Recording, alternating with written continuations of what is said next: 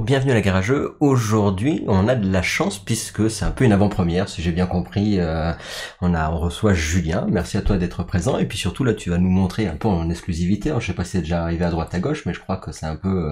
On a un peu parlé, on l'a présenté à Cannes, mais ça sera la première vidéo de présentation qu'on va faire. Alors du coup, vous savez pas de quoi on va parler, sauf si vous avez regardé évidemment le titre de la vidéo. C'est... Je peux montrer? Ouais, tu peux. Allez. Voilà, donc Rex Britannorum. C'est ça. Rex Britannorum, donc c'est votre prochain jeu chez Shackles Éditions, donc que vous allez faire prochainement. Voilà, c'est ça. C'est le prochain jeu qui va sortir chez les éditions Shackles. Donc il y aura un financement participatif qui se fera. Bon, pour l'instant, on n'a pas encore forcément défini comme il faut le timing. L'objectif de cette vidéo, ça va être de vous présenter un peu, de vous donner un aperçu du jeu et d'expliquer comment on y joue pour vous donner envie d'aller plus loin. Donc on l'a présenté à Cannes, donc aujourd'hui c'est un jeu qui est quasiment finalisé, hein, vous verrez, on va vous présenter un prototype d'usine. Donc voilà, et maintenant il reste vraiment plus que la dernière partie, c'est-à-dire la finalisation complète, et puis le lancement, financement, pour après pouvoir le publier. Alors moi je vais découvrir en même temps que vous, parce que tu me l'as pas présenté avant ni quoi que ce soit, c'est fait exprès pour que ce soit complètement naturel. C'est ça. Et ce que je peux dire, c'est que déjà c'est fait, donc c'est un jeu de Stéphane Brachet. Et moi j'aime beaucoup, enfin le dernier jeu que j'avais essayé, Border State, qui était vraiment un super jeu, donc moi j'aime beaucoup cet auteur, et donc c'est chouette d'avoir repris. Donc c'est la deuxième collaboration avec Stéphane, parce qu'on aime bien les mécaniques de jeu qui met en œuvre, et puis bon, c'est quelqu'un avec qui on s'entend bien, qui a des origines aussi en Ardèche, donc bon en plus éditeur ardéchois, auteur Ardéchois, avec de l'Ardèche, bon tout de suite ça aide, et puis là il nous a représenté de nouveau un nouveau jeu, donc Rex Britannorum, qui est vraiment quand même différent de Border States, mais on a beaucoup aimé, donc c'est pour ça qu'on a décidé de le faire. On est très content. Et pour aller plus loin, je vais vous remontrer la boîte pour parler du reste des personnes qui ont collaboré sur ce jeu. Donc effectivement, l'auteur c'est Stéphane Brachet.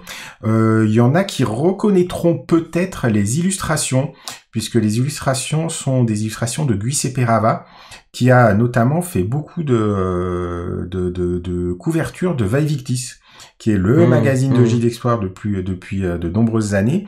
Donc on retrouve vraiment son style, et c'est aussi quelqu'un qui a beaucoup travaillé sur tout ce qui est uniformologie dans ces périodes historiques, hein, ou dans les périodes napoléoniennes, et qui travaille notamment pour un magazine Osprey qui est très très connu aux États-Unis, pour justement faire des livres qui présentent les soldats de l'époque, l'uniformologie et autres. Donc voilà, on avait vraiment voulu travailler avec cette personne, parce que donc nous c'est Vaevictis, c'est quelque chose qui nous a bercé un peu quand on était plus jeune, parce que c'est vraiment le magazine des jeux d'histoire, donc pour des gens d'histoire c'est important, et on l'a contacté, il a été d'accord pour travailler avec nous, donc on est super content. Donc on retrouve la couverture, et puis vous verrez après les cartes qui sont faites par Giuseppe Rava. Et enfin, dernière personne qui a collaboré au jeu, c'est Lisa Fix, qui a fait aussi Vendée Militaire. Le jeu, c'est elle qui a fait la partie graphique aussi, donc qui a fait tout ce qui est la partie infographie, le plateau de jeu, la mise en place, en page des règles. Donc voilà un peu les personnes qui sont créditées sur la boîte. Alors, la particularité, on parlait tout à l'heure de votre autre jeu de Stéphane, mais ce coup-ci, celui-là, c'est un jeu pour 1 à 3 joueurs. Je sais que sur la Garageux, par exemple, il y en a beaucoup qui jouent aussi en solo. À chaque fois, on te dit oui, jeu solo. Toi, t'es pas spécialement un fan des jeux solo, mais pour le coup, celui-là, il s'y prête bien. On va y venir tout à l'heure, mais alors, correctif. J'aime beaucoup les jeux solo. Ah bon? Donc j'ai beaucoup de jeux solo. D'ailleurs, on a joué à Field of Fire, si je te rappelle bien. Donc après la problématique, c'est pas que j'aime pas les jeux solo. J'aime beaucoup les jeux solo. J'en ai beaucoup dans ma ludothèque, notamment des jeux solo de type jeu d'histoire wargame. Mais ce que j'aime pas trop, c'est quand on nous vend un module solo d'un jeu qui a pas été fait pour être joué en solo. Donc un jeu qui a été designé entre guillemets pour jouer à 2 joueurs ou à 4 joueurs, et puis on fait on a fait un mode solo et autres. Moi je trouve que des fois ça marche pas, c'est bancal. Là, il se trouve qu'on a une mécanique de jeu qui se prête très bien à la possibilité de jouer à 1, 2 ou 3 joueurs. Donc je vous expliquerai comment on joue à 1 notamment, et à 2 pour simuler un troisième camp. Et le fait est que sur ce jeu, c'était pertinent de proposer effectivement un jeu qui va pouvoir se jouer à 1, 2 ou 3 joueurs. D'accord. Et on va voir effectivement si ça élargit potentiellement le public qu'on touche habituellement, dans la mesure où effectivement aujourd'hui nos jeux c'est deux joueurs principalement. Du coup, à la gare à jeux, ils pourront jouer. Donc à la gare à jeux, ils pourront jouer. Et j'espère Vous qu'ils joueront. Eh ben, on espère. Mais pas qu'à la gare à jeux. On va voir d'abord si c'est bien. Alors du coup, qu'est-ce que je voulais te dire? Oui, moi j'y connais rien du tout en histoire. Donc Rex Britannorum, est-ce que c'est quoi le principe en fait? On en est où? Qu'est-ce qui se passe? Pourquoi? Le contexte historique. Ouais. Effectivement, puisqu'on est sur un jeu d'histoire. Moi je t'invite que pour avoir mes cours d'histoire. C'est mon rattrapage d'histoire. Donc pour faire un petit rappel historique, si vous repart dans le passé, assez loin dans le passé, nous avons César qui achève la conquête de la Gaule, qui vint le pauvre Vercingétorix, et qui ne s'arrête pas là, c'est-à-dire qu'il va poursuivre sa conquête en traversant la Manche pour aller combattre contre les tribus celtes qui étaient aussi installées sur l'île de Grande-Bretagne à cette époque. Donc qui étaient les Celtes, c'était les Gaulois aussi, c'était les Belges à l'époque, et donc il y avait des Celtes en Grande-Bretagne. Donc il a commencé à aller pour il a fait un débarquement, hein. Ça s'est plus ou moins bien passé, puisque bon, ils n'ont pas réussi à conquérir l'île, mais ils ont commencé à s'installer, et au fur et à mesure, pendant 100 ans, se sont créées des relations entre les Romains et ces royaumes et les tribus celtes qui avaient en Grande-Bretagne, et ça a commencé, il y a eu du commerce et autres, mais surtout les Romains ont commencé à s'intéresser un peu aux luttes intestines qu'il y avait entre les différentes tribus pour essayer de prendre un peu de gagner encore un peu plus d'influence. Et pendant toute cette période, ces 100 ans qui étaient assez troubles, il y avait les tribus celtes se sont battues pour devenir le roi des Britanniques, donc le Rex Britannorum. D'accord. Donc on est sur un jeu où on va prendre en main une tribu celte, donc le dirigeant d'une tribu celte. Notre objectif, ça va être de devenir le Rex Britannorum sous l'œil un peu parfois envahissant de Rome, mais c'est pas un jeu qui est Rome contre les autres. Non, c'est les tribus celtes qui vont se battre pour gagner suffisamment d'influence pour devenir Rex Britannorum. Donc on aura 3 tribus puisque c'est 1 à 3 joueurs, et Rome qui est là un peu, qui regarde ça un peu de loin et qui va pouvoir intervenir par certaines mécaniques que je vous expliquerai.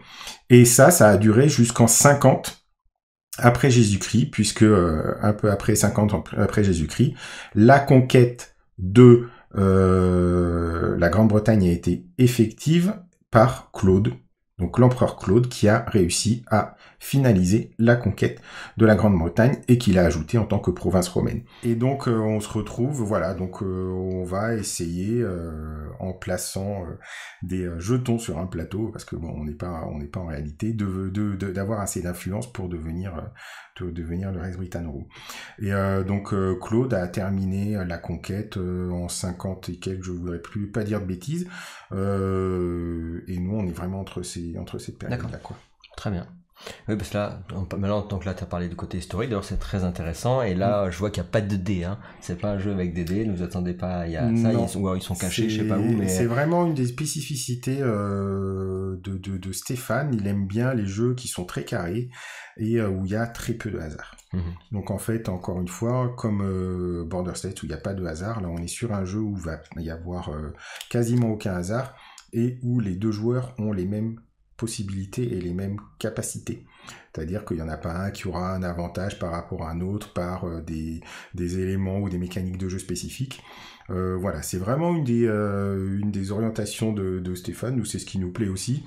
C'est assez différent de certains jeux qu'on fait, où par exemple Napoléon, où c'est très, on tire une carte pour savoir combien on se déplace, on lance des dés pour les combats, donc c'est vraiment très différent. Mais on trouve que, en tout cas, ces mécaniques sont toujours très, très bien pensées et très ludiques, donc ça nous va très bien, quoi. Alors c'est rigolo parce que de faire un jeu d'affrontement entre guillemets, on va dire, dans le sens où tu dois arriver à avoir le territoire, mais la fois c'est à 3 joueurs. C'est rigolo parce que souvent 3 joueurs on se dit c'est déséquilibré. Quand t'es à 3 t'en as toujours un qui va s'en prendre plein la tronche. Donc c'est marrant de faire un format 1 à 3 joueurs. Plutôt, enfin quand c'est pas un nombre pair. Donc c'est marrant de ce concept-là. Ok, et vous avez fait toutes les différentes versions en solo, à 2, à 3, etc.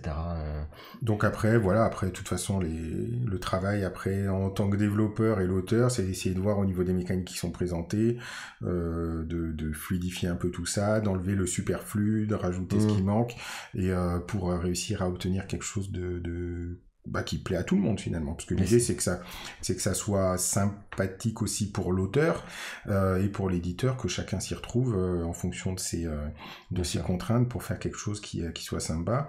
Et franchement, on l'a fait jouer à Cannes, donc comme je le disais, parce que donc Stéphane était là, on a eu vraiment de très très bons retours, donc c'est vraiment très encourageant et on espère que ces premiers retours très enthousiastes se traduiront derrière par un petit succès commercial qui serait bien. Parce que durée des parties, ça va dépendre du nombre de joueurs, j'imagine. Voilà, ça va dépendre du nombre de joueurs, mais on va être entre 3 quarts d'heure et 1 heure, effectivement, en fonction du nombre de joueurs, en fonction de la vitesse de la rapidité des joueurs, comme d'habitude, quoi. On est sur un jeu qui reste pas trop long non plus, quoi. Ok.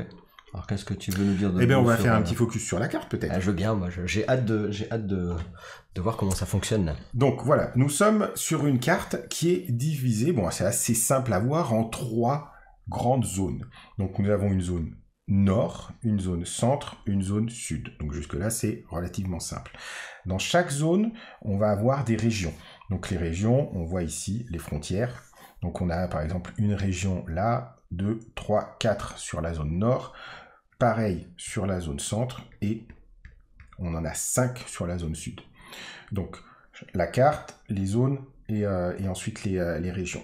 Et ensuite, à l'intérieur des régions, on va avoir 2 types d'emplacements. On va avoir des emplacements qui sont comme ça, où on voit une espèce de petite forteresse, d'un oppidum, on va parler à l'époque, donc qui représente les cités. Donc on voit qu'il y a un petit nom qui est adossé à la cité. Et on va avoir des emplacements ronds qui sont ici, qui seront des emplacements de route. Donc l'objectif du jeu, ça va être d'occuper ces différents emplacements, soit avec donc un jeton oppidum qu'on va rajouter sur une cité par exemple qu'on va contrôler, soit avec un petit cube, et celui-là on va le mettre sur les emplacements de route. L'objectif du jeu, c'est quoi? C'est qu'on va avoir ici 3 pistes qui vont nous permettre de savoir, c'est des pistes à enjeu qui vont nous permettre de déterminer 3 principaux objectifs. L'objectif ici, c'est celui qui aura la route la plus longue. Donc j'imagine que pour tous ceux qui ont joué à Catan, vous saurez assez vite ce que ça veut dire. C'est simple, c'est le nombre de cubes qu'on aura placés sur les emplacements route. Donc par exemple là, si j'étais le joueur bleu et puis que j'ai réussi à faire ça, j'ai une route qui fait 1, 2, 3. 3 emplacements. Et donc je vais déplacer pour être sur la valeur 3. Ça va être le nombre de cités qu'on va occuper. Donc par exemple, si je prends le vert, au bout d'un moment, j'ai mis là, j'ai mis là, j'ai mis là. Donc pareil, 1, 2, 3 cités. Donc je mets sur la piste de score à 3. Donc on voit qu'il y a des choses, les routes, on est beaucoup plus limité. On va pouvoir faire une route maximum de 5, puisque de toute façon, une route, c'est que des emplacements de route. On ne compte pas les emplacements de cité. Ouais, donc ça bloqué interrompt une route. Okay. Voilà. Donc de toute façon, on peut pas avoir des routes qui vont pouvoir faire plus de 5 emplacements. Donc les cités, on va avoir plus de possibilités. Et ensuite, c'est le nombre de régions qu'on occupe. Donc le nombre de régions qu'on occupe, que ce soit avec des cités ou avec des cubes. Donc là, par exemple, si je suis le bleu, j'ai une région ici, 2, 3 et 4. Donc là, pareil, je suis à 4 en région. Donc ces progressions sur cette piste des enjeux va nous permettre de gagner des points de victoire. Alors les points de victoire, on les gagne comment? C'est en arrivant à certains seuils. Donc par exemple, si je suis là, j'ai un seuil, c'est le seuil premier joueur, donc un accomplissement. C'est celui qui est le premier à arriver à 3. Il va pouvoir marquer sur son plateau de score. Donc chaque joueur a un plateau de score qui est ici. il va pouvoir marquer pour l'accomplissement en route. Il est le premier, donc il peut mettre un cube de victoire. S'il y en avait un qui, au même tour, arrivait à faire la même chose, il pourrait faire pareil. Par contre, si les autres arrivent à un seuil avec un accomplissement avec premier joueur et qu'il y en a un qui est passé devant, c'est trop tard. On ne gagne pas. Et en plus, on va avoir ici des seuils. Donc, par exemple, là, pour les citer à 5, à 7, à 8. Donc, si je suis vert et que je suis arrivé à 7, j'en aurais eu 1, 2. Donc, j'aurais eu 2 cubes que je mets ici pour les citer 1, 2. Ok. Donc au fur et à mesure de la partie, on va réussir à scorer sur notre plateau de score en fonction des endroits qu'on va réussir à atteindre sur chacune des 3 pistes. À la fin de la partie, on va aussi voir lequel a le nombre de maximum sur chacune des pistes. Donc par exemple, si j'étais le max en région, je pourrais rajouter un max en région. Et on va calculer le combien on gagne en ajoutant les points de victoire. Chaque cube va représenter un point de victoire et c'est celui qui a le plus de points de victoire à la fin de la partie qui gagne. Mais pour rajouter un petit peu d'intérêt aussi et un petit peu d'aller un peu de diversité, on va avoir aussi des cartes objectifs. Donc les cartes objectifs, on va en avoir de 3 types. On va avoir des cartes objectifs fief qui vont être sur le contrôle de région. On va avoir les cartes citées qui vont être basées sur le contrôle de cité, logique. Et jonctions qui vont être les objectifs de jonction qui vont être sur le contrôle d'une jonction. Donc une jonction, c'est entre une cité et une autre cité, c'est qui contrôle le maximum d'emplacements, que ce soit des emplacements routes et des emplacements cités. Au début du jeu, on va chacun tirer aléatoirement une carte de chaque et on va en garder une seule. Deux. On va en garder 2, donc on en écarte une. D'accord, ok. Donc après, il va falloir voir en fonction des objectifs qu'il y a notés là, il y en a qui peuvent être plus intéressantes de les cumuler. Par exemple là, on a un objectif cité où l'objectif c'est de contrôler les cités de la zone N. Donc pour contrôler, il faut être majoritaire. Donc la zone nord, on a 1, 2, 3, 4, et une cité ici qui est un peu spéciale parce que c'est des cités qui sont contrôlées par Rome. Donc ça fait 5. Si je veux être majoritaire et réussir mon objectif, il faut que j'en contrôle 3 à la fin de la partie. Et là, de l'autre côté, j'ai contrôlé la jonction Cataractonium N06 à Lindum N11. Vous m'excuserez pour la prononciation en latin. Donc c'est la jonction qui va de là à là. Donc ça peut être intéressant effectivement de cumuler ces 2 cartes plutôt peut-être que celle-là, parce que quand on va contrôler une cité ici et ici, on va pouvoir potentiellement agir sur 2 de nos objectifs. Alors ce qui va être un peu intéressant, c'est que potentiellement moi je peux avoir ça comme objectif, mais mon adversaire peut avoir celui-là.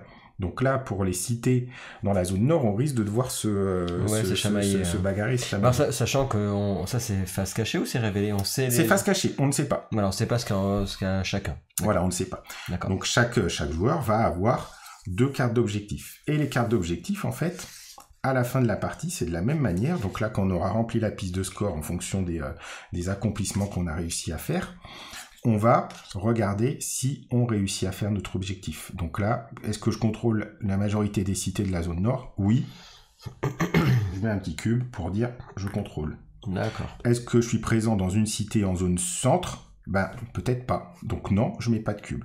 Si j'ai pas réussi à se faire le 2, je ne peux pas faire le 3. Oui, ce que je voulais dire, comme t'as mis des flèches vers le bas, je suppose que t'es obligé de faire... T'es obligé de faire le premier pour pouvoir faire le second et pour pouvoir faire le 3.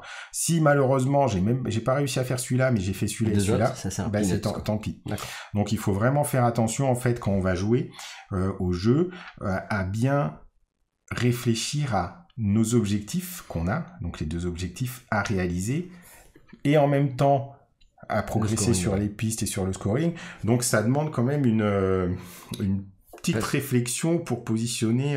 parce que ça, c'est non négligeable, parce que si tu réussis les deux, ça te fait 6 points de victoire. Ça te fait 6 points, ouais. Sachant que là-dessus, sur ton tableau ici, t'as combien? Alors, potentiellement, 6, 7, 8, on peut 9, en avoir... 10, 11, 12, 13, 14, 15. Voilà. T'as 15 là-dessus, donc ça fait quand même, ça fait... Ça peut vraiment balancer, déterminer si qui peut gagner, de réussir ses objectifs. Et puis, quelqu'un qui serait en avance au niveau du score, donc on peut penser qu'il est en train de gagner, mais finalement n'a pas réussi ses objectifs, potentiellement il peut arriver second, voire troisième, si les autres ont mieux géré cette composance des objectifs. Très bien. Donc ça, c'est vraiment la manière dont on va gagner dans ce jeu. Alors après, la question c'est comment on joue, comment on fait pour pouvoir positionner donc nos oppidum et nos cubes de contrôle de route sur la carte. Parce que finalement, si on n'arrive pas à faire ça, on peut pas faire grand-chose. Donc ça, les cartes objectifs, je les mets de côté, puisque je vous ai expliqué comment ça fonctionnait. Mais tu sais, c'est toujours important, parce que je sais pas ce que tu en penses, mais quand on commence à jouer un jeu, comment est-ce qu'on gagne ? Ça dépend. À la garage. à la garage, c'est un mauvais exemple. Mais bref. À la gare au jeu. À la garage, on n'est pas là pour gagner, cher ami. Mais oui, bien sûr, toute la stratégie. La stratégie, voilà, si c'est un jeu de stratégie, si tu définis pas. Tu sais pas où tu te diriges, c'est compliqué. Pour gagner, c'est ça, c'est vraiment compliqué. Moi, ce que j'ai vu, c'est qu'il y avait 7 tours. Voilà. Il y a 7 tours. Effectivement. Donc, comment est-ce qu'on va faire ? C'est simple. Déjà, la première chose qu'on va faire, c'est au début de chacun des tours. Donc, il y a 7 tours, il y a 49 emplacements sur la carte. Et à chaque tour, on va piocher dans un petit sachet 7 jetons. 1, 2, 3, 4, ceux qui font les maths. 7. Et ça veut dire que au bout des 7 tours, on aura placé 7 x 7, 49, donc on aura placé tous les jetons. Donc ces jetons, une fois que je les ai tirés, je les positionne là où... Attends, quand tu dis je les positionne, c'est qui je les positionne? C'est c'est le joueur, c'est celui qui tire, hein, c'est peu importe. De toute façon, il y a rien, une fois qu'ils ont été tirés, on les place. Donc chaque zone est numérotée, et ce numéro est rappelé sur le petit jeton. Hop. Donc là, N05 ici. Hop. Et hop. Donc on voit par exemple que sur ce tirage, on va avoir beaucoup plus de jetons au niveau du nord, juste un seul au niveau du centre et que 2 au niveau du sud. Donc on va pouvoir peut-être se dire que ça va plutôt se bagarrer dans cet endroit-là, quoi. Donc ça va nous permettre de déterminer à chaque tour où est-ce que, en fonction d'où on en est sur nos enjeux et surtout de nos objectifs, où est-ce qu'on va mettre notre effort maximal entre la zone nord, la zone centre ou la zone sud. Pour réussir à conquérir donc ces emplacements qui sont positionnés, chaque joueur va avoir un certain nombre de cartes. Donc tu peux faire un petit zoom sur la carte là. Hop. Voilà, donc une carte qui est relativement simple en termes de design et d'information. Donc toujours le petit dessin de Guy Perravin qui met quand même bien dans l'ambiance, je trouve. Je mets celle-là parce que je la trouve bien, lui. Là, lui, on voit qu'il a envie un peu d'en découdre. Et une valeur. Donc, les valeurs des cartes vont de 1 à 7. Bon, c'est simple, hein, la valeur de la carte, c'est sa puissance. Et potentiellement, des petits icônes qui vont nous déterminer des pouvoirs spéciaux. Donc ça, je vous rentrerai dans le détail un peu après. Mais celle-là vaut 1, celle-là vaut 4, et elle a des pouvoirs un peu différents. Et si on montre la carte... Tout le monde a la même main de cartes. Tout le monde a le même main de cartes, c'est-à-dire qu'on a 14 cartes et 2 de chaque valeur. Ok. Vu que tu vas jouer 2 cartes par tour, 7 tours, on va jouer aussi toutes nos cartes. Donc de nouveau, on est vraiment sur, comme je disais au niveau de ce qu'aime l'auteur, quelque chose où il y a très peu d'aléatoire et c'est vraiment tout bien défini. On va jouer toutes nos cartes. Donc à un moment, c'est comment on va les jouer le mieux pour optimiser au mieux nos stratégies pour réussir à l'emporter. On va pas avoir, ah ben non, ben moi j'ai perdu parce que j'ai jamais pioché mes cartes à 7 ou parce que j'ai ça. Non, ça existe Comme pas. on a jeté l'heure au jeu de cartes, par exemple. Si j'ai perdu à chaque fois, Julien, c'est parce que j'avais pas de bol. Voilà. Enfin, si je joue à ce jeu, moi je gagnerais. Ou alors tu vas perdre, mais tu vas pas pouvoir te trouver d'excuses. Voilà. Donc si on revient au plateau, donc après, comment est-ce qu'on va faire pour pouvoir se positionner sur le plateau? Alors déjà, au niveau du jeu, donc on va avoir ce plateau de score, donc qui nous permet de définir. On va avoir des cartes au début du jeu sur notre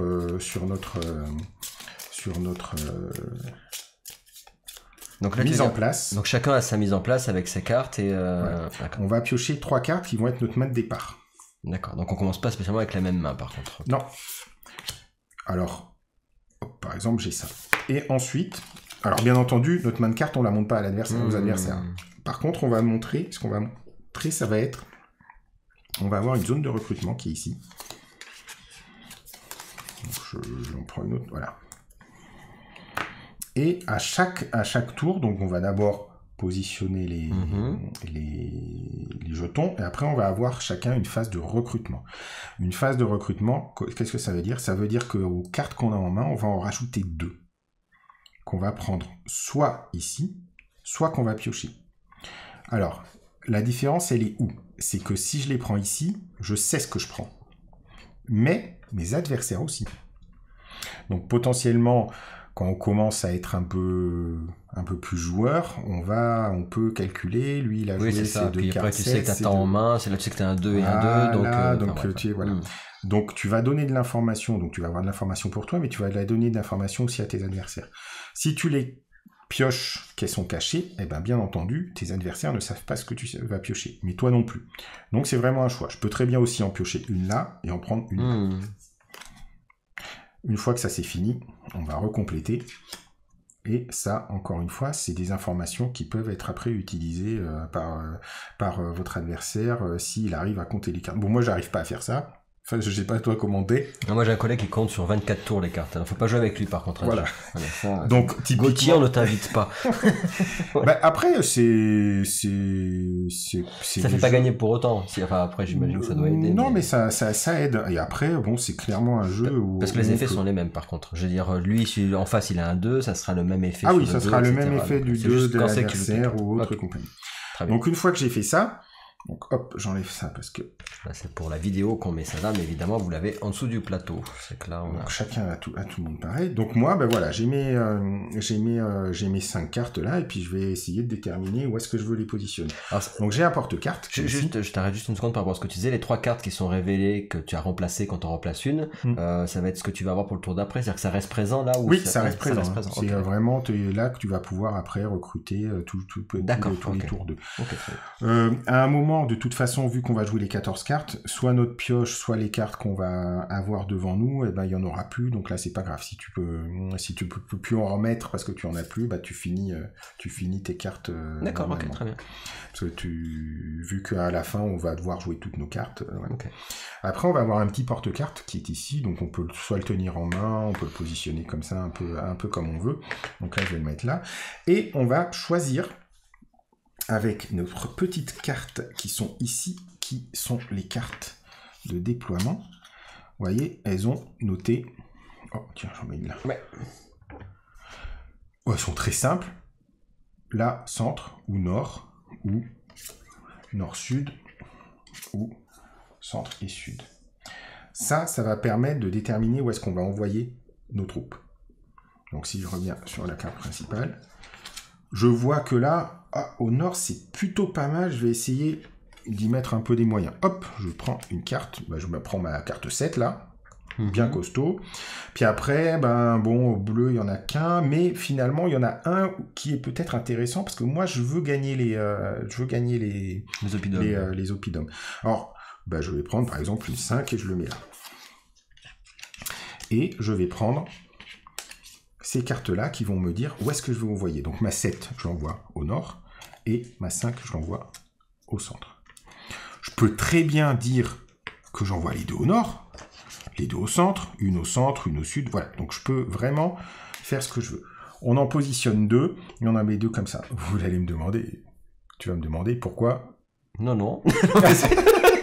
Moi, je suis pas curieux comme garçon. Non. Parce que t'économises des cartes. Pourquoi t'en as mis 3? Voilà. C'est l'éditeur. Remplacement alors qu'il y en a 2. Tu penses, Julien, qu'on sera plus le proto d'enlever. On va le couper.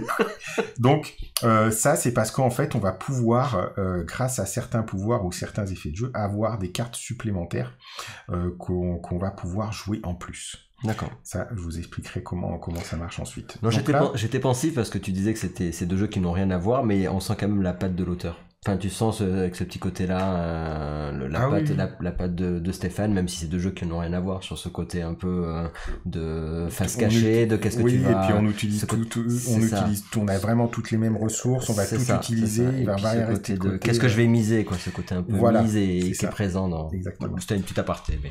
Donc, une fois que j'ai fait ça, que j'ai ça, tout le monde a fait ça, et puis on révèle. Et là, on va résoudre. On va résoudre en commençant par le nord, le centre, le sud. Et bien là, c'est simple, on va regarder qui c'est qui a mis la plus haute valeur. Celui qui a mis la plus haute valeur l'emporte. On va pouvoir avoir des égalités. C'est-à-dire que si moi j'ai mis 7 et mon adversaire a mis 7, on va être considérés tous les deux comme étant des vainqueurs. Quelqu'un qui a participé mais qui ne gagne pas, on va considérer qu'il est vassal. Et pareil, il va pas y avoir plusieurs vassals, on peut avoir des égalités aux vassals. Celui qui gagne va pouvoir prendre possession de 3 emplacements maximum. Donc là, vu qu'il y en a 4, il va falloir que je fasse un choix. Celui-là, j'expliquerai un peu après comment ça fonctionne. Je vais prendre, par exemple, je décide de prendre le 5... je décide de prendre le 6. Donc là, ça me fait quand même sympa parce que ça me fait deux villes. Donc là, tout de suite, ça va me faire un bon boost au niveau des enjeux villes. Et puis un ici. Moi, j'ai une question. Tu t'avais dit que j'étais là pour les questions bêtes. Donc ça tombe bien. Je vais en faire une. J'ai pas trop, depuis jusqu'à présent, je me suis retenu. Ah mais non, il faut que je mette du vert en plus.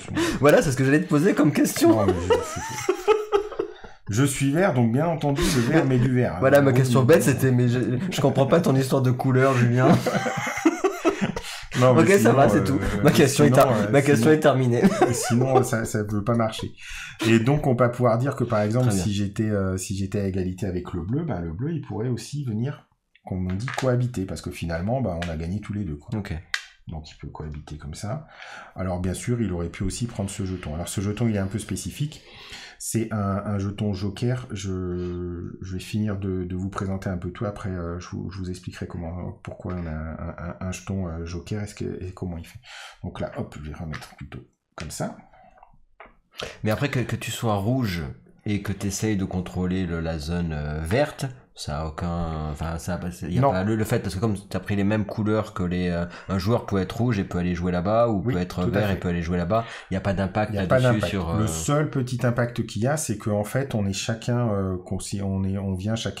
chaque joueur a une tribu spécifique et son fief se trouve pour le joueur rouge ici, ce sont les Brigantes. Donc au départ du jeu, on a gratuitement un cube. Je vais me dire du coup quel était le... Les Iceni pour le bleu, donc pareil, et les Regnienses pour les verts qui sont pareils. Donc ça nous donne un petit bonus, mais on n'a pas d'obligation réellement, si on est rouge, à contrôler le maximum du rouge, ou quand on est bleu du bleu. Ce qui va faire qu'on va plus ou moins contrôler ou chercher à contrôler, ça va être surtout les cartes objectifs, bien sûr, qui vont vraiment nous diriger. Mais sinon, on peut mettre nos cubes rouges n'importe où, les cubes verts n'importe où. Il n'y a pas de souci particulier.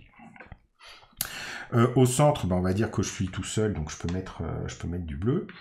Et puis au sud, si jamais personne n'est venu au sud, ce qui peut être une possibilité, alors on retourne les jetons. Et on voit un aigle romain dessus, donc ça veut dire que ce sont des zones qui sont contrôlées par Rome maintenant. C'est pour ça, quand je te disais que indirectement, il n'y a pas les Romains qui sont dans le jeu, mais indirectement, on voit leur influence par le fait que si personne conquiert une zone, c'est Rome qui en prend possession. Quoi. Et on a aussi le fait que Rome possède au départ des cités qui sont ici, une dans chaque fief. Alors,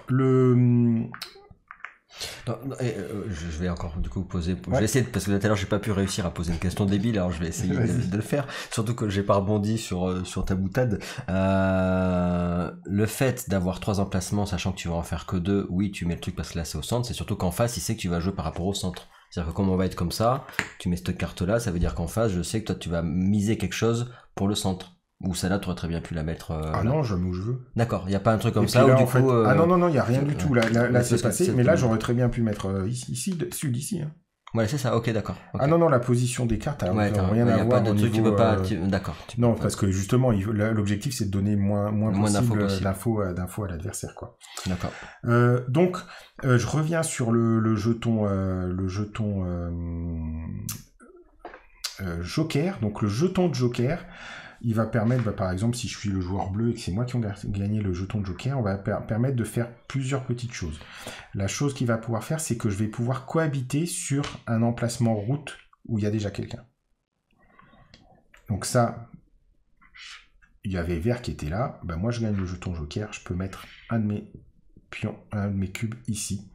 Et pourquoi ça peut être intéressant? Ben parce que ça peut être intéressant si j'avais déjà pour faire une route plus longue ou pour réussir à finaliser une jonction. Donc ça peut être bien. Ça peut permettre aussi de prendre possession d'un jeton qui a été contrôlé par Rome. Ok. Donc c'est une manière de récupérer quelque chose qui est par Rome. Si jamais j'en avais pas, je te contrôlais par Rome, je peux toujours prendre la cité qui est au début du jeu sous domination romaine. Ok, d'accord. Ok. Donc ça, c'est l'effet un peu du Joker, comme son nom l'indique, qui va nous permettre d'avoir un gain un peu plus spécifique, qui va permettre de gagner un emplacement ou d'aller sur un emplacement qu'on n'avait pas réussi à avoir au tour d'avant pour peut-être réussir à finaliser un objectif ou pouvoir réussir à progresser sur la piste des enjeux. Et alors ce Joker, une fois que tu l'as utilisé, il est plus disponible pour celui qui va arriver juste après. Ah non, après, de toute façon, le Joker, on l'a joué. Donc là, une fois qu'on a résolu, tous les jetons qu'on a joués, ils sont mis de côté et c'est fini. C'est ça. On ne pourra plus y revenir dessus. Donc ça n'est pas un jeu, une fois qu'on est positionné à un endroit, on ne peut pas se faire déloger. Donc c'est vraiment un jeu de placement. Une fois qu'on est posé à un endroit, on reste posé à un endroit. Ce qui peut potentiellement arriver, c'est que un autre puisse venir cohabiter avec lui. Mais c'est tout. Donc on répète cette opération finalement 7 fois, et au bout des 7 fois, on va pouvoir occuper tous les emplacements qu'il peut y avoir, donc soit avec donc on va avoir des rouges là, on va avoir peut-être des rouges ici, etc. Et donc c'est ça qui va permettre après de déterminer au niveau des enjeux et au niveau des objectifs qu'on avait notés, qu'est-ce qu'on va pouvoir mettre sur notre piste de score. Ok ? Très bien, ouais, jusque-là c'est... Alors, quelques petites spécificités. Chaque carte, potentiellement, enfin pas toutes les cartes, mais certaines cartes ont des pouvoirs. Donc je vais les poser là. Donc la carte 1, on voit que si elle est dans une zone où un adversaire a joué une carte 7, elle vaut 7. D'accord, parfait. Donc ça peut être un peu sympa. Donc c'est pour ça que si on anticipe un peu un qui va aller dans une zone, parce qu'on a vu avant qu'il voulait vraiment aller dans cette zone, et puis qu'en plus il a pioché une carte 7 de son truc, on peut se dire peut-être que ça vaut le coup, je mets ma carte à 1 et je vois ce qui se passe, quoi. La carte 2, elle est assez rigolote, c'est-à-dire que elle va permettre de piquer une carte à l'adversaire et d'en faire un mercenaire. Donc, par exemple, si on revient ici, donc moi j'étais le bleu, et dans la zone nord, j'ai joué mon numéro 2. Donc, hop, j'étais comme ça, comme ça. Donc, j'ai perdu. Je suis vassal, mais je suis présent quand même. Je vais pouvoir prendre la carte numéro 7 et la rajouter à ma main.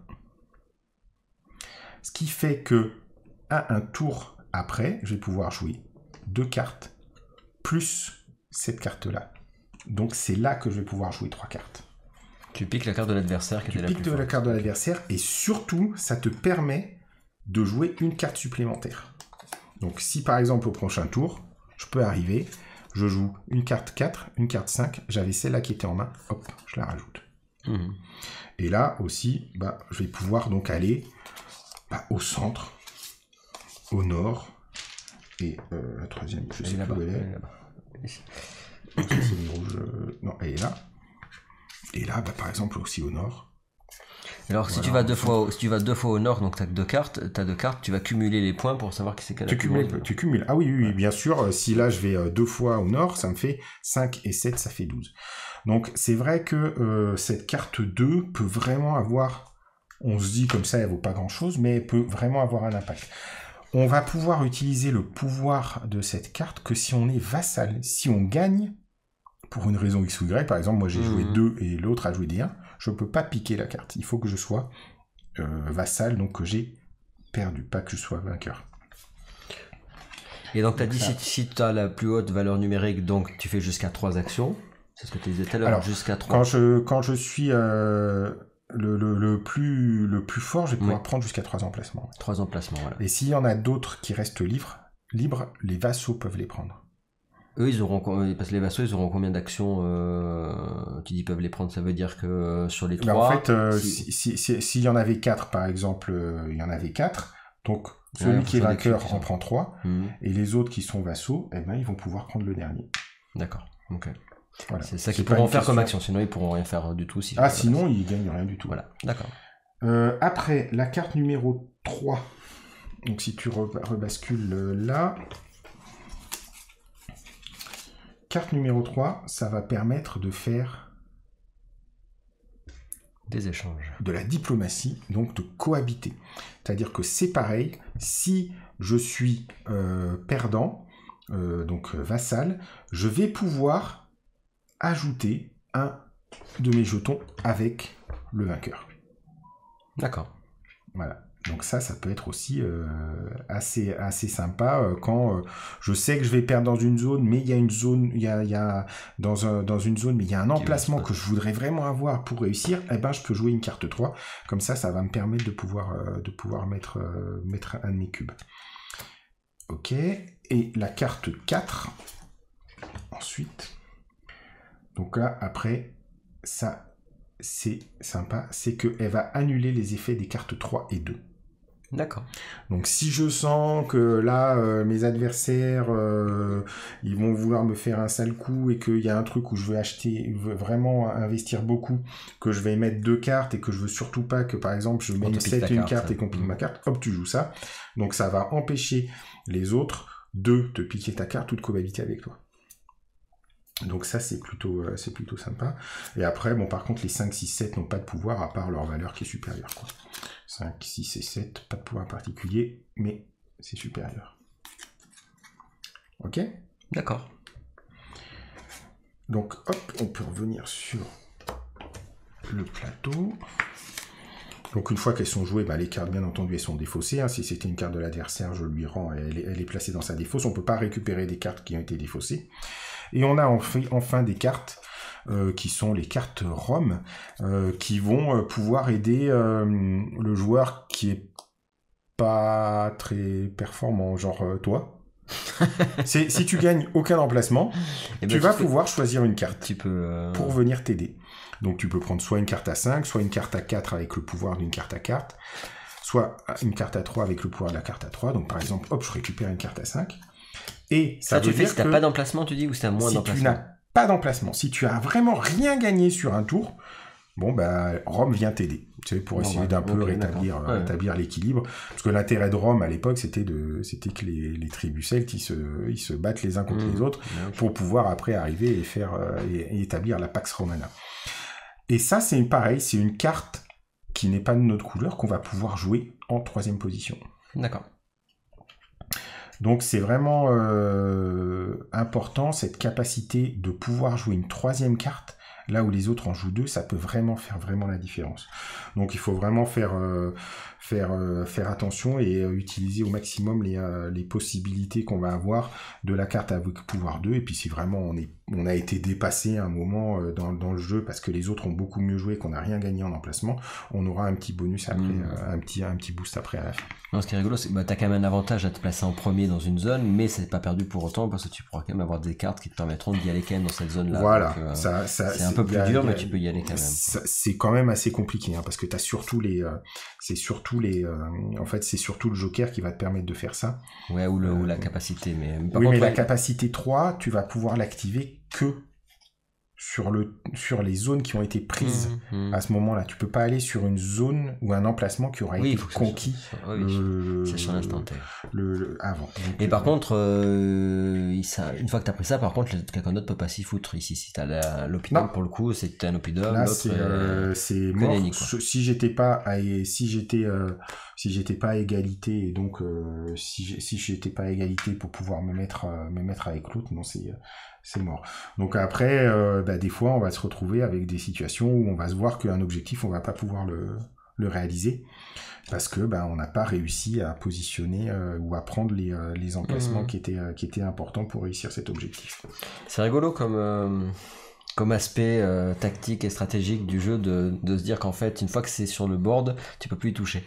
C'est étonnant mais c'est sympa, ça change d'habitude t'es sur un board, tu dis bon je vais lui virer cet endroit là, moi je vais faire ci, je vais faire ça, et en fait c'est là, à la fois tu peux y aller quand même, et donc tu joues contre l'autre parce que t'as les cartes et mais en même temps ton plan de jeu, une fois qu'il est installé, il reste quand même il reste fixe quoi. C'est là où il faut avoir une planification presque à long terme. Ah oui, c'est-à-dire qu'on peut pas jouer au hasard.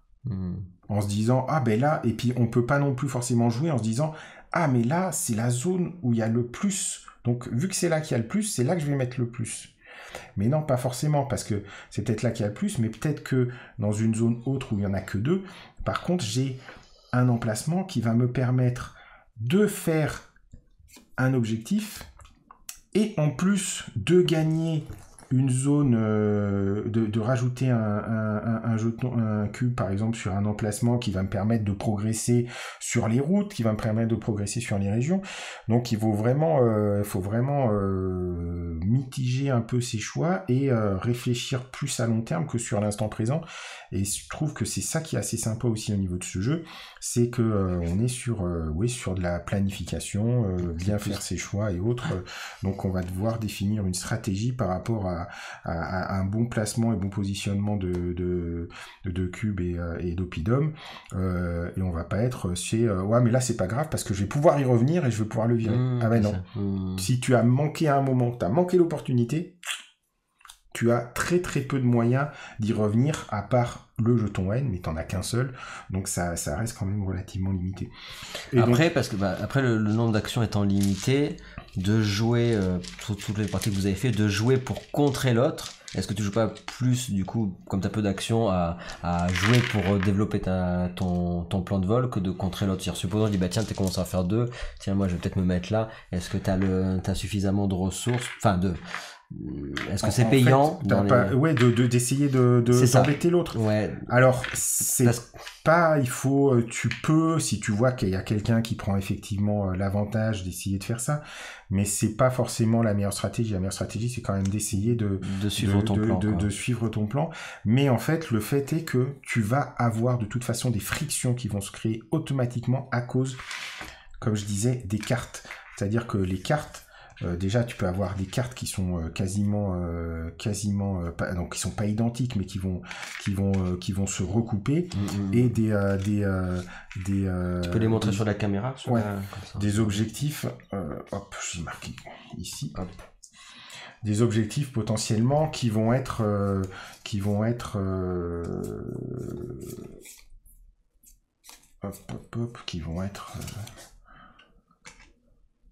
se recouper.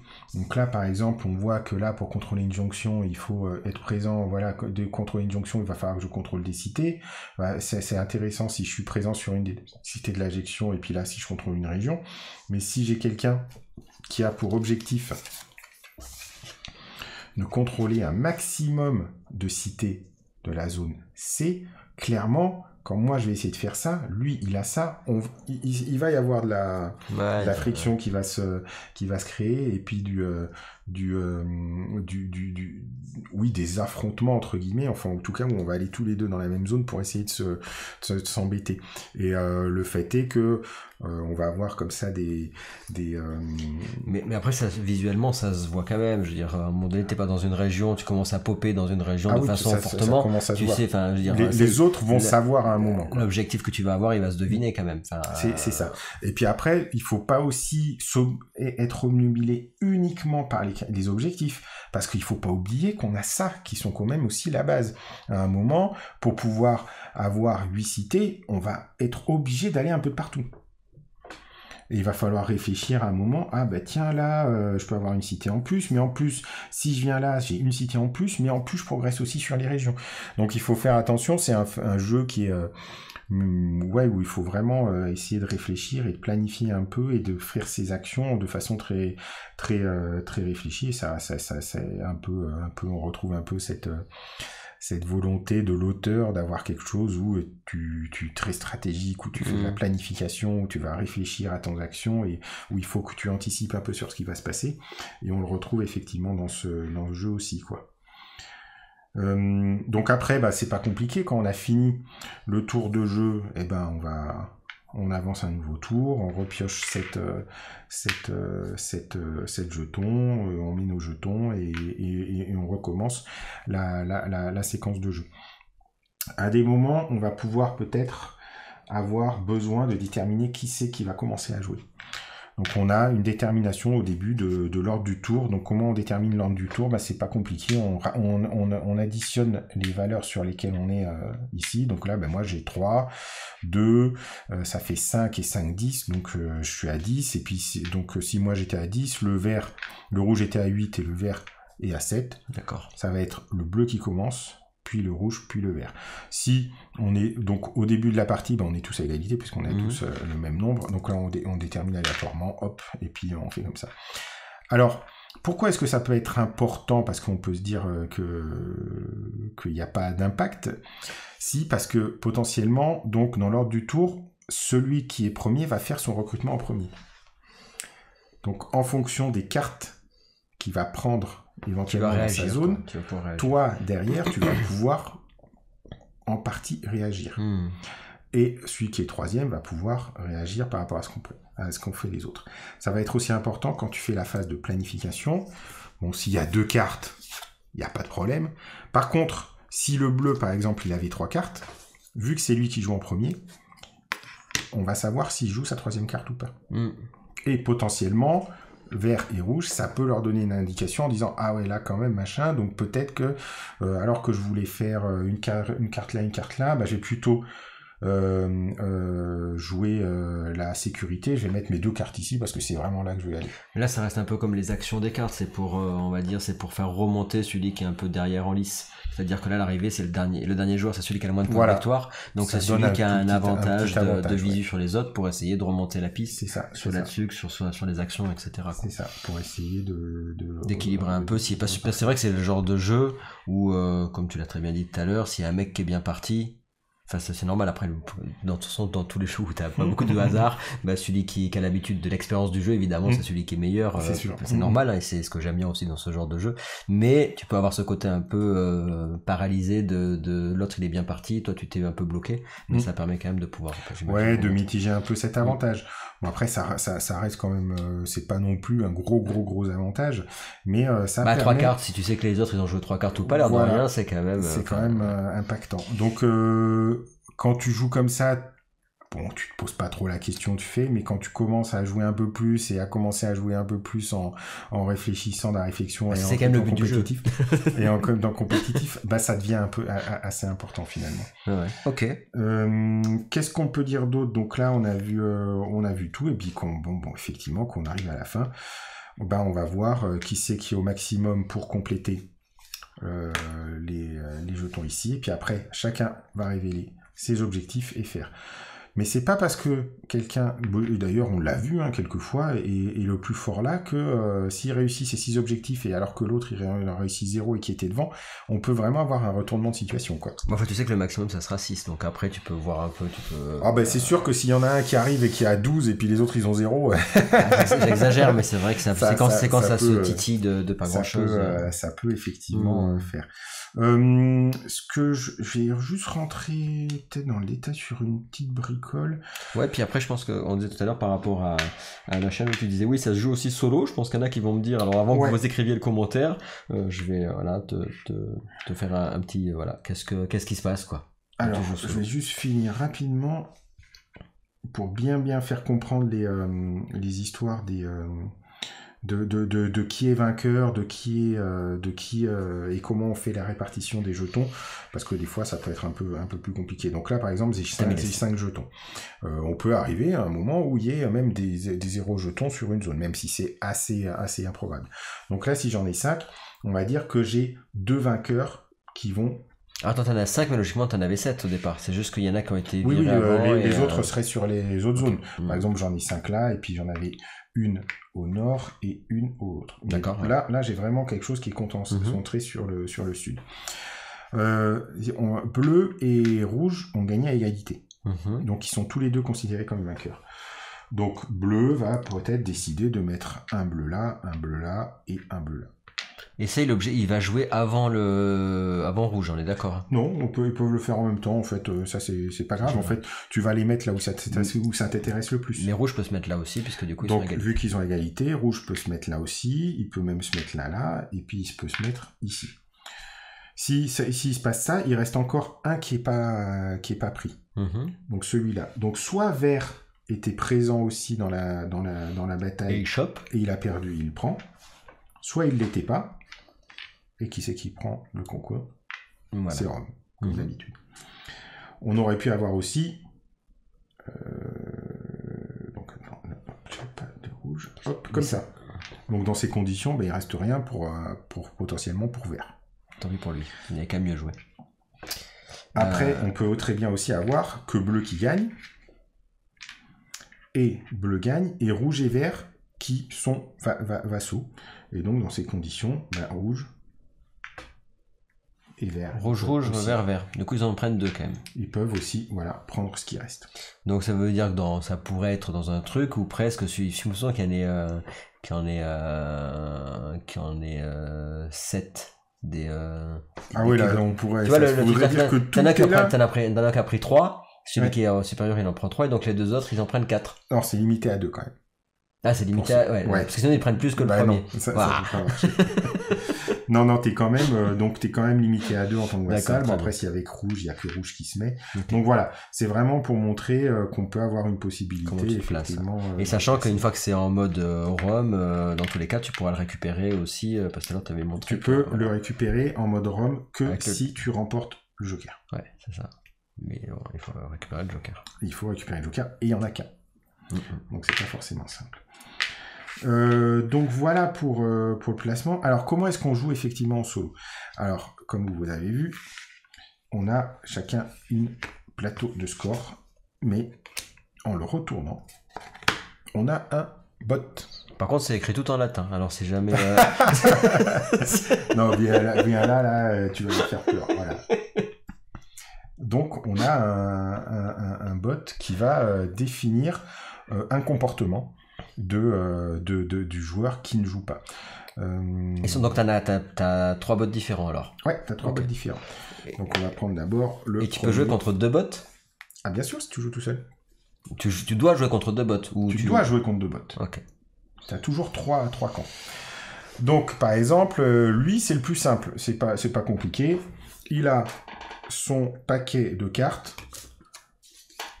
Alors, je reviens sur le truc, c'est-à-dire que quand tu joues à 2 joueurs, t'as un bot. C'est-à-dire que dans tous les cas, t'auras des... Enfin, si, voilà, c'était moins de 3 joueurs, il y a une version qui permet de jouer en 1 contre 1. D'accord. Qui, en piochant en début de jeu, en mettant des jetons qui sont contrôlés par Rome. Donc, il y a une possibilité de jouer. De pas avoir de... D'accord. Donc, c'est pas si tu reviens sur Cognibus... Donc, piocher et révéler face visible donc il a sa pioche de cartes. Hop, on révèle aléatoirement on prend les petites cartes déploiement, et pareil, aléatoirement, on dit, bah lui, il va envoyer un 6 au nord. Et il va envoyer un 3. Ça, il le fait après qu'on ait joué. C'est le dernier à le faire, du coup, j'imagine, parce que sinon tu sais ce qu'il va faire. Donc, ah oui, c'est le, ouais, c'est le d'abord, en fait, les joueurs jouent et après les joueurs font leur planification et après tu révèles pour le bot. Donc lui, c'est simple, c'est complètement aléatoire. Donc lui, il va aller. Par contre, en aléatoire du sud-nord, tu as fait comment là? Parce que c'est. Bah en fait, tu prends la carte, elles sont, si on regarde, elles sont. D'accord. Quand on la met d'un côté ou de l'autre, donc bah je reprends comme ça et puis hop, si je la lève comme ça, bah voilà, ça va. D'accord. Ok. Donc ça c'est le plus basique en fait. Lui il est assez inconstant on va dire. Donc il va aller un peu où il a envie. Ensuite on a. Vous voulez pas nous faire un petit stretch goal pour les directions? Prasutagos, les directions. Les directions de nord, sud, etc. Pour le bot. Non mais c'est un détail pour les joueurs solo. C'est tu nous mets un petit dé là avec les directions. Pour avoir le c'est sûr pas. C'est pour les stretch goals. Alors vas-y, dis-nous. Donc lui, c'est pas compliqué. Il va la première carte qu'il fait, il la met là où il y a le plus à gagner. Donc si j'ai une zone où il y a 4 jetons, 2 et 2, 2 et 1, lui il va aller sur la zone 4. Donc la première carte qu'il prend, hop, c'est je l'envoie là où il y a le plus à gagner. Donc ça peut être le centre, le nord, le sud, on s'en fiche un peu. Et la seconde, par contre, c'est une carte aléatoire. Et pareil, on va déterminer aléatoirement où il va. D'accord. Donc lui il va être un peu chiant parce qu'il va toujours aller. Alors ça nous donne une information, on sait qu'il va y aller. Donc alors après au niveau de la résolution, ça marche de la même manière. C'est-à-dire que si c'est lui qui est vainqueur, c'est lui qui prend les emplacements. Si c'est lui qui est vassal et qu'il y en a, il pose des emplacements aussi. Si on doit déterminer s'il y en a plus, bon c'est déterminé aléatoirement. Mais sinon, il va aussi positionner des cubes et autres. Donc à un moment ou à un autre, ça va être embêtant. On se rend compte aussi dans les parties que des fois c'est ça peut être très très. C'est le joueur qui fait le choix quand il y a plusieurs lieux possibles ou quand t'as une citadelle. C'est toi aléatoirement. D'accord, ok. Si vraiment il y a plusieurs lieux possibles, bon tu le fais aléatoirement. Et enfin, on a Cartimandua. Alors là, on est sur un mode, c'est plus un mode de programmation, c'est-à-dire que, hop, on va aller là, on va positionner les cartes comme ça, donc aléatoirement au début, et on va après piocher. On va piocher une carte, on va la mettre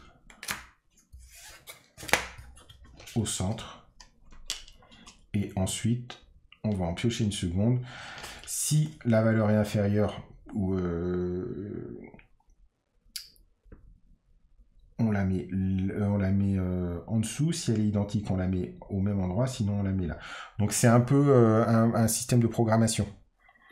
Donc là, c'est-à-dire qu'en tant que joueur, vu qu'on voit les emplacements potentiellement où ça peut aller, on va pouvoir peut-être anticiper là, parce qu'on sait qu'il y aura toujours au moins une carte qui va aller au nord, et après il y en a une en fonction de sa valeur, donc la 7 ça aurait été là, donc là tu prends 7 et 7, 14, t'es un peu mal barré, mais par exemple voilà le 7, et ben le 1 il se met là, donc là on va pouvoir un peu avoir une idée de programmer, et pour changer après, hop, on le décale comme ça, donc ça c'est tout décrit dans le livret comment on fait, mais on remet comme ça, et donc on sait à peu près, on va pouvoir à peu près anticiper là où potentiellement un vote peut aller, donc on est sur un truc complètement aléatoire, l'autre qui est la vide là qui va aller lui a le plus à garder, et là sur un système de programmation qui peut permettre aux joueurs de savoir à peu près où le bot va aller. Donc c'est comme ça en fait qu'on va pouvoir gérer leur scoring aussi, donc c'est le fait qu'on a un. Et eux ils auront un scoring aussi à la fin, donc ils vont quand même pareil scorer. Alors c'est pareil, donc en fait non, on n'a pas de scoring pour les bots. Ils n'ont pas d'objectif déjà. Non, ils n'ont pas d'objectif, donc on est seul à scorer. Et donc en fait on va scorer comme habituellement avec nos objectifs ou autres, et ensuite on va aller voir sur. Donc ils n'ont pas d'objectif non plus, eux. Ici, l'évaluation. Donc on va avoir un score donc de 1 à 10, un Rex de pacotille, jusqu'à 20 ou plus qu'un Rex qu'une légende. C'est pas facile, hein, franchement, d'arriver à faire un autre. Donc voilà, on va pouvoir se mesurer à un petit tableau en fonction du score qui va nous dire si on est bien ou pas. Ouais. D'accord. Et oui, parce que ils auraient très bien pu scorer de la même façon que nous sur le plateau ici, mais comme ils n'avaient pas les objectifs, ils auraient pas pu réfléchir en fonction des objectifs. Donc non, voilà, là on fait vraiment, c'est vraiment quand on est en solo, on se compare à une table en fonction du score qu'on a fait. Si on est à 2 joueurs, par contre, on regarde c'est les 2 joueurs qui s'opposent l'un à l'autre, donc on regarde qui c'est qui gagne. Des 2. Oui, bien sûr. Okay. Et si on est, par contre, après on a 3 joueurs, c'est le meilleur des 3. Bien sûr, d'accord. Super, bien, c'est intéressant tout ça. C'est, j'allais dire alléchant, c'est pas mal. Au niveau des possibilités du jeu, etc. J'espère, c'est l'objectif en tout cas. Non, ouais, c'est bien. Et donc tu disais au tout début, pour l'instant, vous n'avez pas encore de date de prévue spécialement. Non, là, peut-être on peut se revoir. Ouais. Non ouais, c'est parce qu'ils en ont marre devant nos têtes en fait. Mais non, là on était que sur le plateau. C'est vrai. Regardez. Non, là ce qu'on veut faire, c'est un peu faire tourner le jeu, effectivement faire un peu les vidéos pour commencer à en parler un peu en amont avant de faire une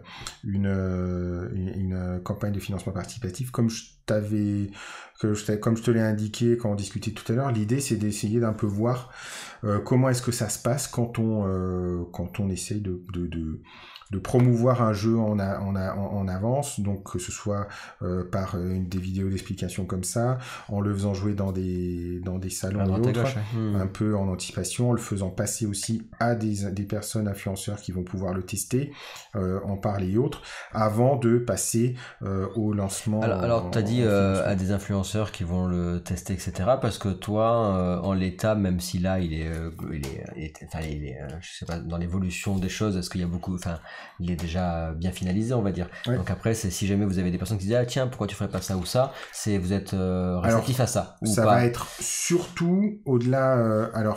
Là, le jeu, c'est un prototype d'usine. Donc ça reste encore un prototype, donc c'est quand même c'est pas fait avec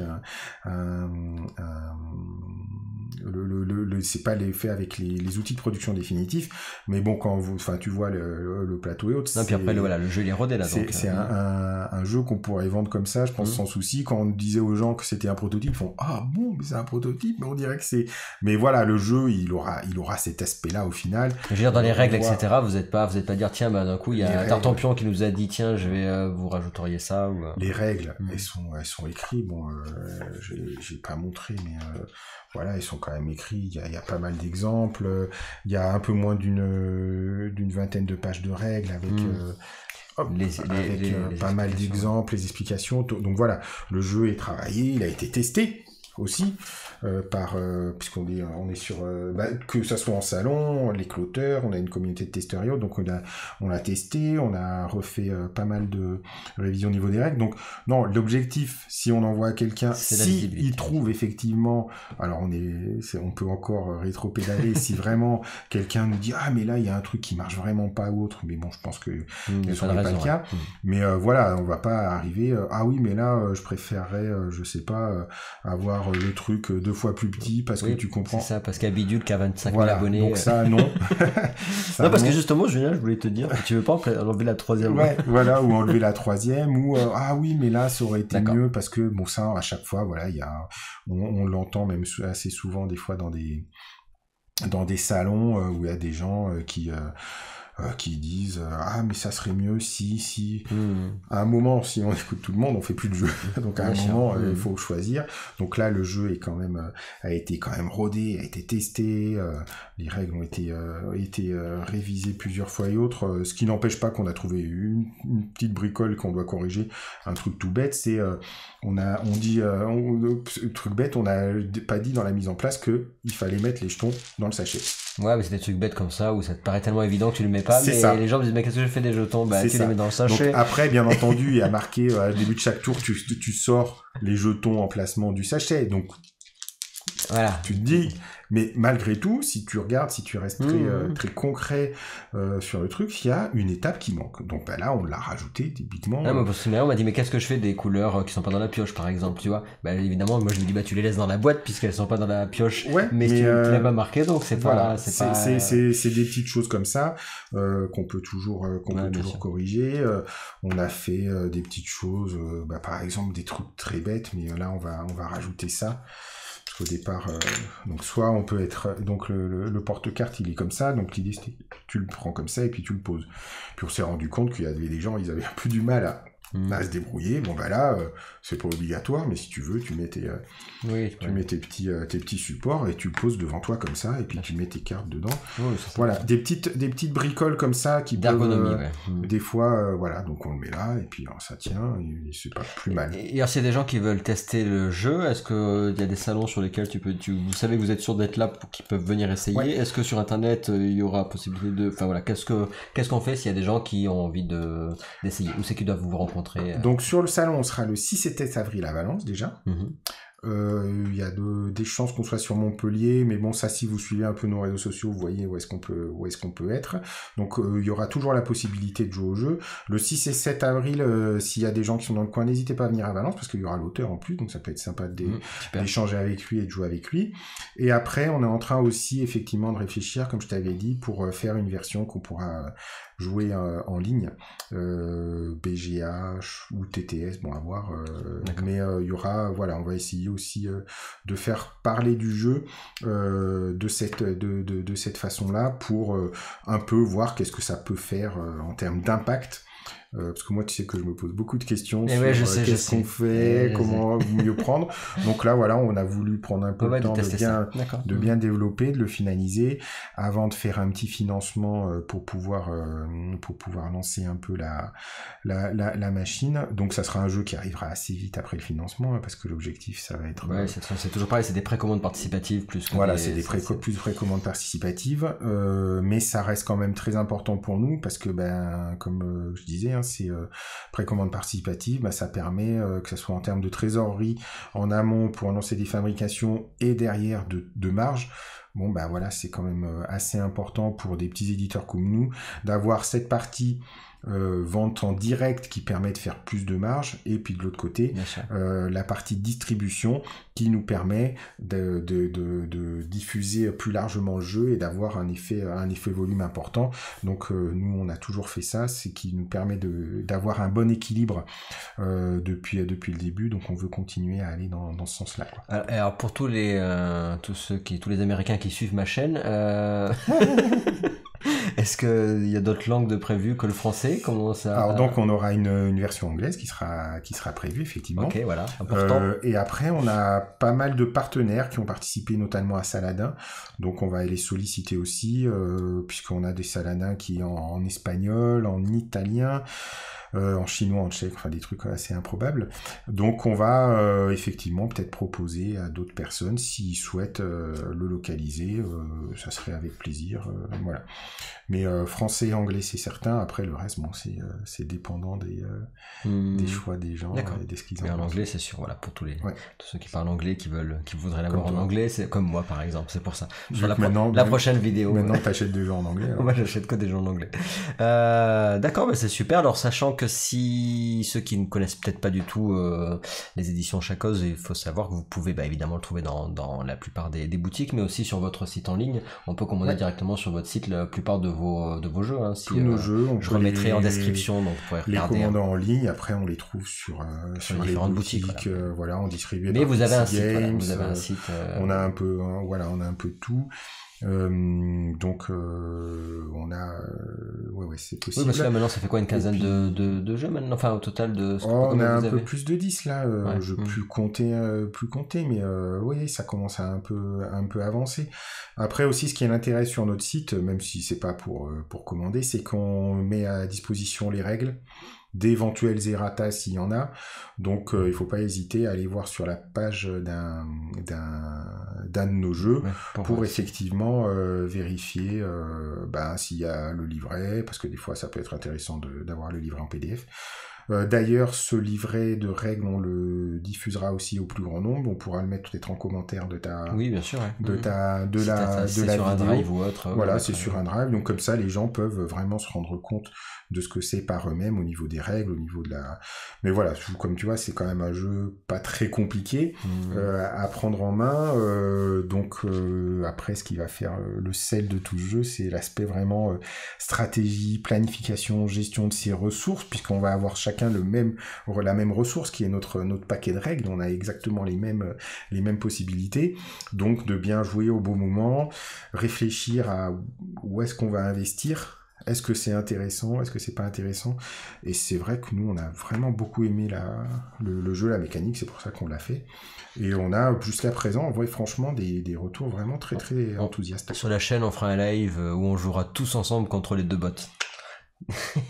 Oh bah ouais, avec comme plaisir. Ça, comme ça, vous verrez, on pourra se faire ça, parce que ça sera. Ça serait sympa. Ouais. Un live contre deux bots, ça permettra de réfléchir collectivement comment on fera pour.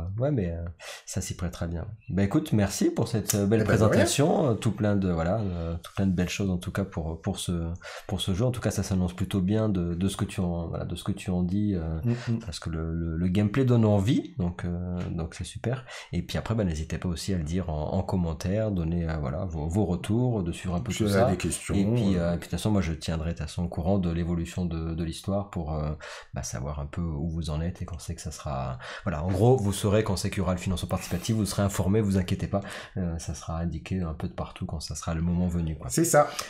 Et merci à toi, on se retrouve très vite pour de nouvelles aventures. Allez, on vous fait des bisous. Au revoir. Bye bye.